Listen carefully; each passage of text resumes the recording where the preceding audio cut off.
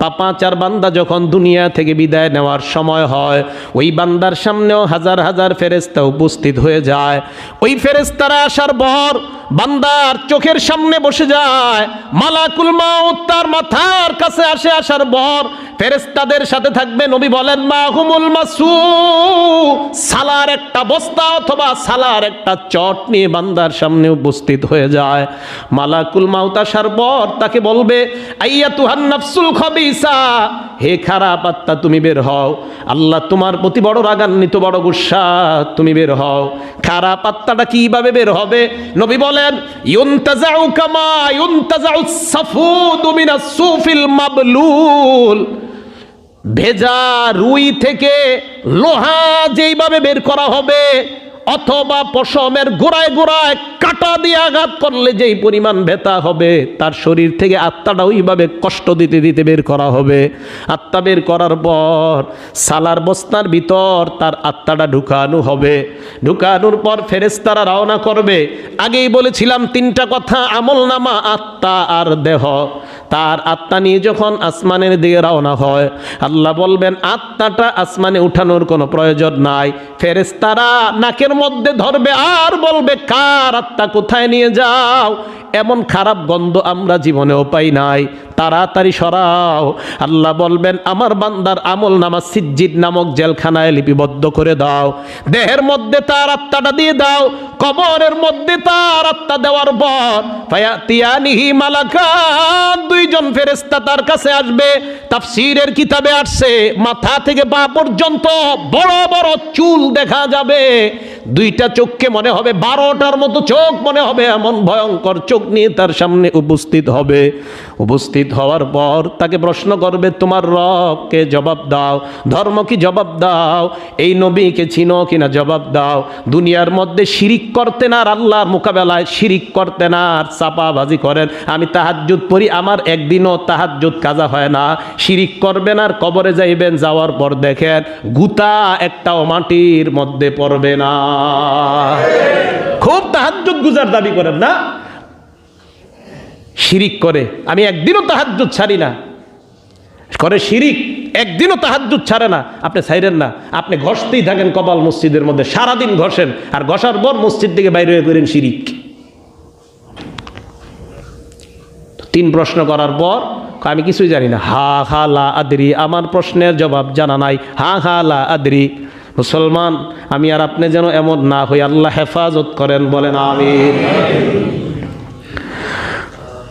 ওই বান্দাকে ফেরেশতারা বলবে আলাম ইয়াতিকুম নাযীর,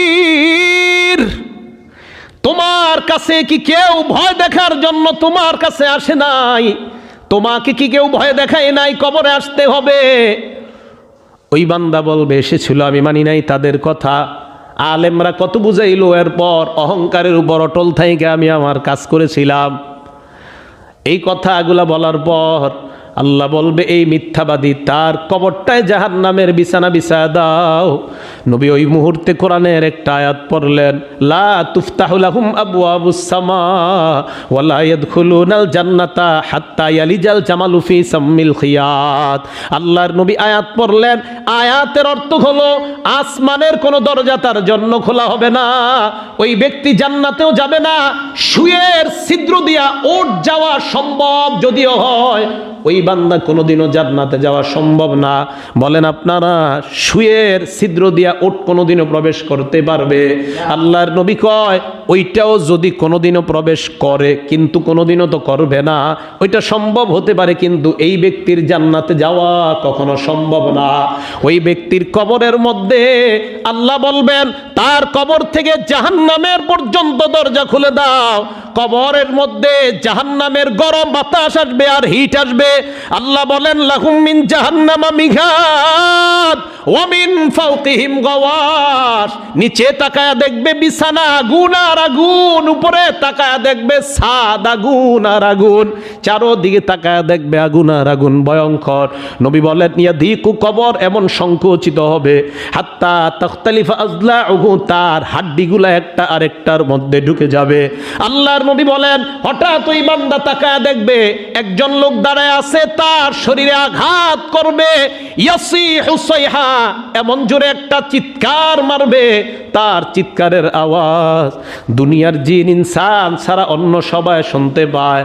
নবী বলেন, সাহাবাদের দল, ইস্তাইজু বিল্লাহি মিন আযাবিল কবরি মাররাতাইনি আও সালাসা, তাই নবী বলেন এই কবরের আযাব থেকে তোমরা আল্লাহর কাছে পানাহ চাও।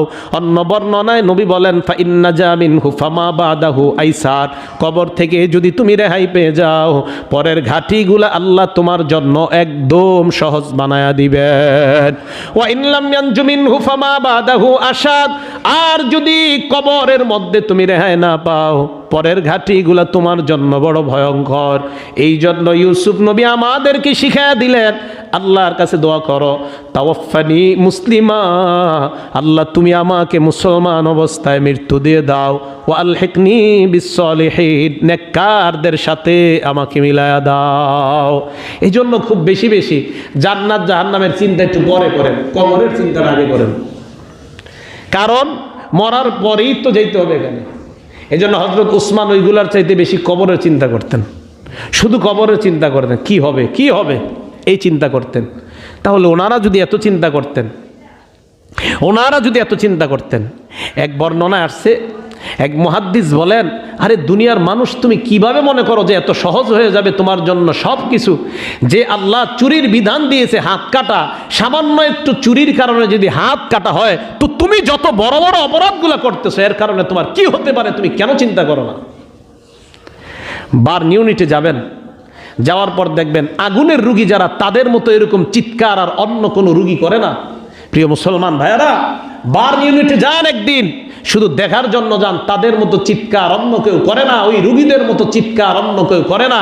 তো দুনিয়ার আগুন তো লাগছে অনেক আগে, এখন তো আর শরীরে আগুনটা নাই, তাহলে চিন্তা করেন আগুন তো জ্বলতেই থাকবে, সেখানে অবস্থাটা কি হবে?